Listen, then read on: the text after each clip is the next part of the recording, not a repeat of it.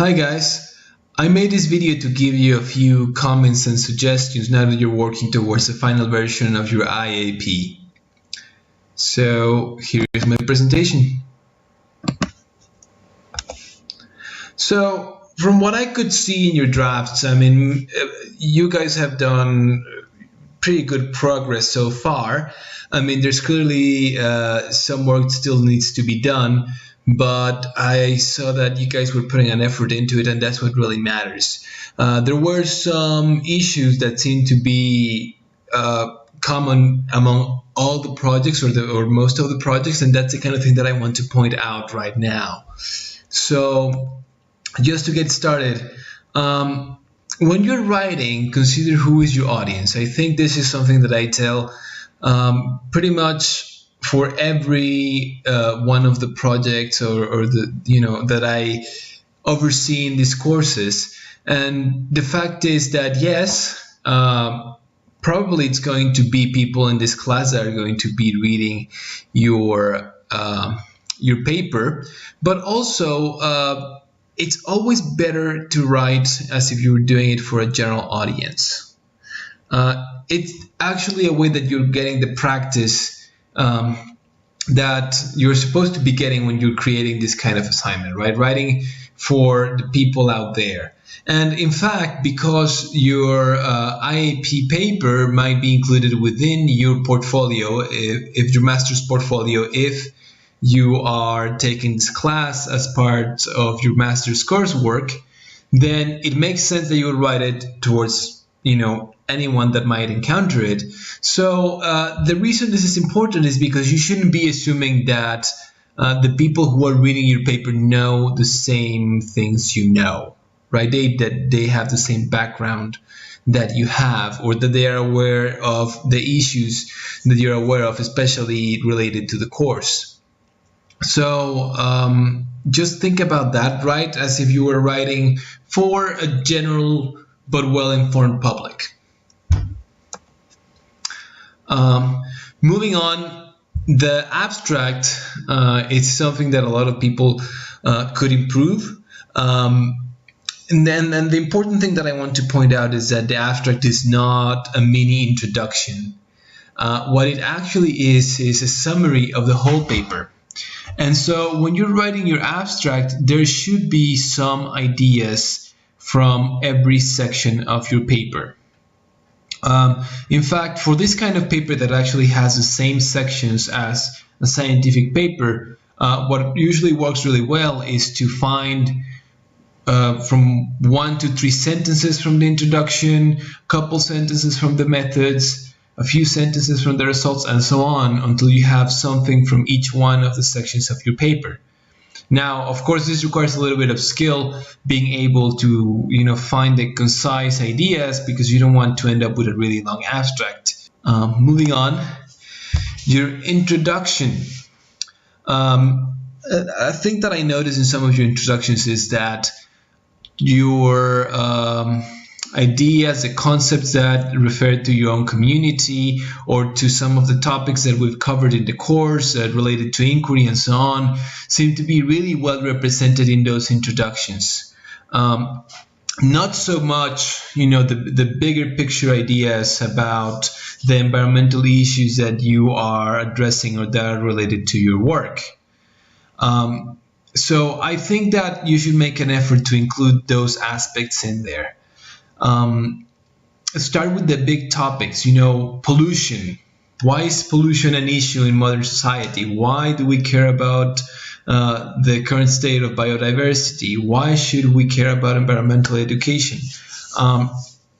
In many cases, when you look about guidelines to writing the introduction or advice in doing it, I've come up with this figure of sort of a funnel-shaped introduction, right? In which you start with the very general concepts, the big ideas that apply to the current issues of the world that we care about, and then as you move on, you move towards the more specific cases about whatever it is that you are, your community, and then maybe further down to specifically the groups that are collaborating with you, the specific place where you're working at, that kind of thing. So, but make sure that you have the big picture first. And the reason it's usually done like that is because the big picture ideas are going to be the hook that someone reading your work will find enticing to continue reading. And then in a few cases, I notice when you have either your introductions and your methods, rarely the discussion, but I did see some of them that were pretty long. And what happens when you have something like that is that it becomes hard to follow. If you have 3 pages of introduction, it just looks like a lot of text. And a way to help your readers make it seem easier to your readers is dividing it into subsections, right? And some of you should totally do that. Include a subsection if you think that it is appropriate, or a few subsections to your introduction or to your methods or to any of your sections where you think it's needed. So yeah, consider doing that. And then I know that you guys are working on this, but just as a reminder, don't forget to include the action component. Regardless of whether you're doing an alternative third-year format or you're doing just a regular IAP, you have to include your action component in there. And just as a reminder, from the guidelines, your action component should be something that is including your community, engaging your community in innovative and creative ways. So I know you guys are working on this, but remember that must be a separate section within your paper. And also don't forget the conclusion section. Some other papers you might have written before only require you to have a discussion, but here we want to have a specific section for conclusions. And essentially, you're going to summarize the main takeaways of your project. What is it that you want your audience to take from your project and to remember once they're done reading it? So make sure that you have a separate section for conclusions. And also, I wanted to bring up the idea or the topic of self-plagiarism. From your Turnitin reports, it's very rare. We almost never see actual plagiarism, but what happens a lot is self-plagiarism, which is reusing your own work from previous courses or from other projects that you've worked on. And it's not as serious as plagiarism. You're really not stealing anyone's work, but it is still an issue.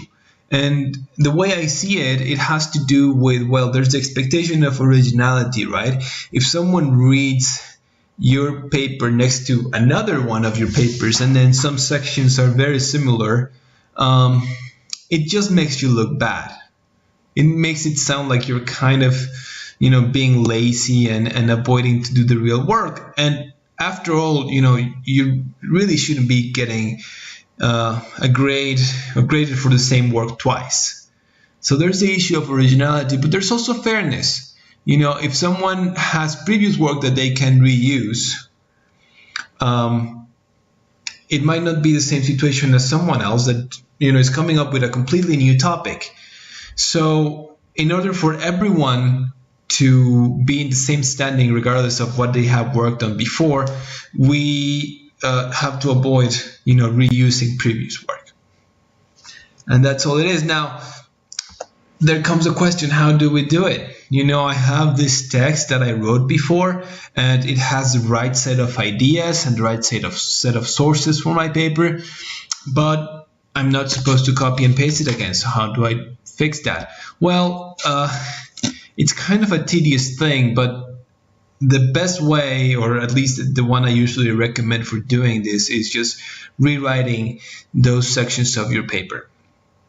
And the way you do it, or one way to do it, and it seems to work pretty well, is to take that section of your paper that is, from previous work, turn it into an outline, sort of read it over, take the main ideas and make an outline, sort of a bulleted list of ideas and sources, and then without looking at the previous text that you had, just write it again from the outline that you just created. And for most of the time you will come with entirely new text. And I think that's all I have for now. As I said, you guys are making good progress. So thanks for watching, and let me know if you have any questions as you're moving forward. I haven't had that many questions about stats, but I'm always happy to answer them. And other than that, I'm looking forward to seeing your papers. So I'll see you in the workshop. Bye.